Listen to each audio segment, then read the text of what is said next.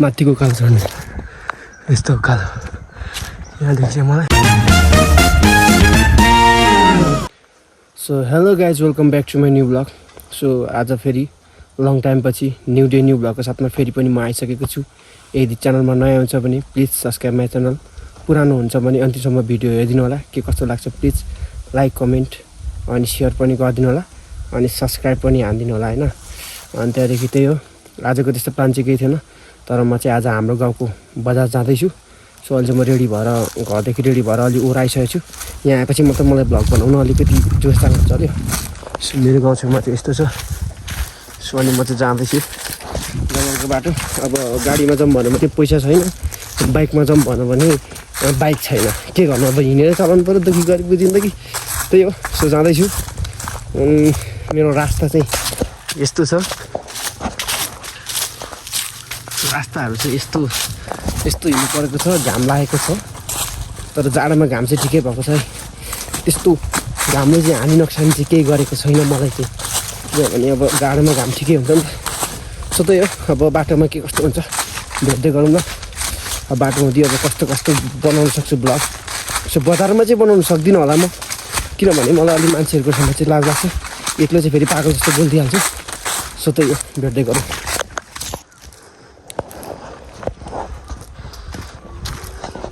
So यस्तो ठाउँमा आइपुगेर चाहिँ म चाहिँ हिँड्दैछु यस्तो छ नजाराहरू चाहिँ सो गर्मी चाहिँ उब्बर छ आज सो गर्मी भएर चाहिँ मैले चाहिँ ज्याकेट पनि खुसिएको छ कि सो म चाहिँ यस्तो डाँडामा यता तलदेखि चाहिँ उक्लिँदै आएको अनि यहाँदेखि चाहिँ बब्बाल भ्यू देख्छ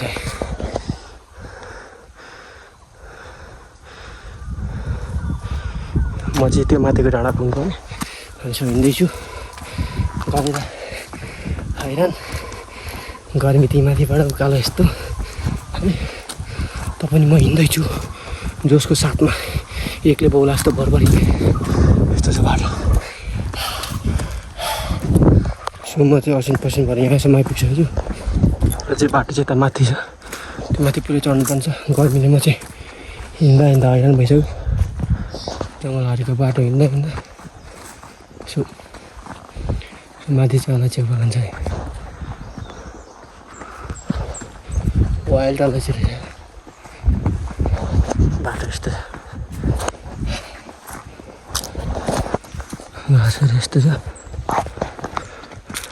अलैँची बगान यसको टुप्पा पुग्नु भने म सो म चाहिँ त्यो तलको उकालो चढेर यत्रो चढेर बाफ्रे यहाँ देखाएको म यस्तो हुँदै यहाँ तलको उकालो हुँदै अहिले बल्ल आइपुगेँ अनि यहाँदेखि चाहिँ बब्बा भ्यू देख्दो रहेछ कि देख सक्थ्यो यसलाई चाहिँ रमिते भन्छ ठाउँ पनि रमिते देखिने ठाउँ छ सो अब म चाहिँ एकछिन बस्नुपर्ने हुन्छ भ्यू हेर्दै हावा खाँदै अनि त्यसपछि फेरि गन्तव्य लाग्नुपर्ने हुन्छ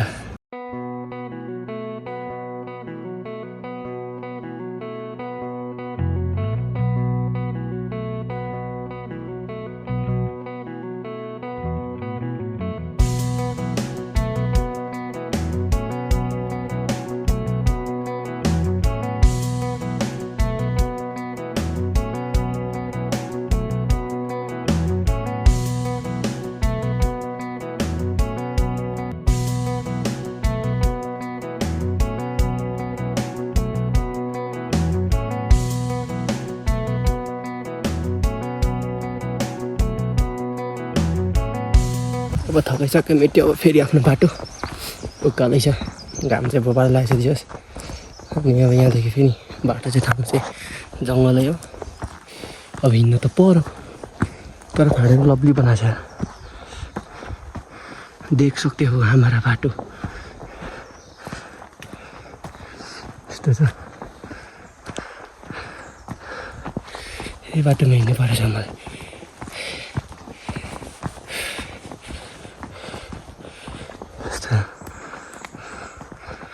लभली छ नि उकालो त मादर छोत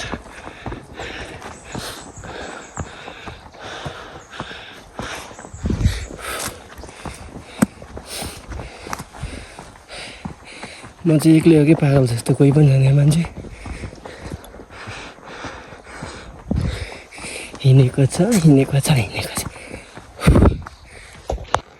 यहाँ चाहिँ पुरै जङ्गल छ यस्तो। अनि यहाँ चाहिँ हामी एकछिन मान्छेहरू जानुपर्ने हुन्छ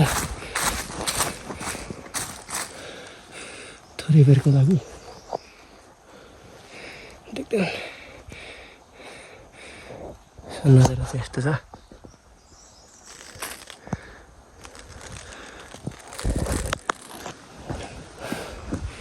चतरा आयो, चतरामा बस्नै पर्यो एकछिन हल्का जङ्गलको बिचमा।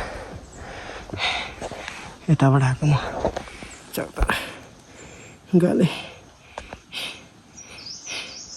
यता जङ्गलमै घर बनाएर बस्नुपर्छ क्या अब कति बेला। हिँड्दा हिँड्दा हैरान तिर्खा लागेर यस्तै पानी भएको ठाउँमा बस्न पाइएको छैन। यहाँबाट फेरि जानुपर्ने छ। यहाँदेखि चाहिँ अब पुग्न लाग्यो 10-15 मिनट। अब त्यहाँ चाहिँ भिडियो बनाउनु सक्दिनँ होला। अब भिडियो कतातिर टिङ्गो छ थाहा छैन, तर पनि अब त्यही हो, बनाउने कोसिस चाहिँ गर्दैछु। अब सक्दिनँ, ट्राई गरिरहेको छु, भइरहेको छैन। के भन्नु अरू त होइन, बोल्न नि आउँदैन। पात खस्यो यार दामी, हावाले कस्तो दामी पात खस्यो त्यहाँ। दामी छ नि है, घुम्दै घुम्दै हिँड्नु है। एक्लै पनि म त चिल भइरहेको छ यार।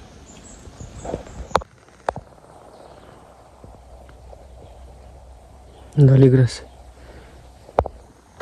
त्यहाँ रहेछ त, लालीगुराँस त्यहाँ फुलेको रहेछ। यस्तो रास्ता छ। अब म लगभग पुगेँ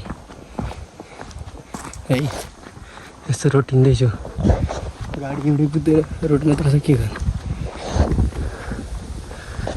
जङ्गलै जङ्गल, भोक लाग्न थालिसक्यो।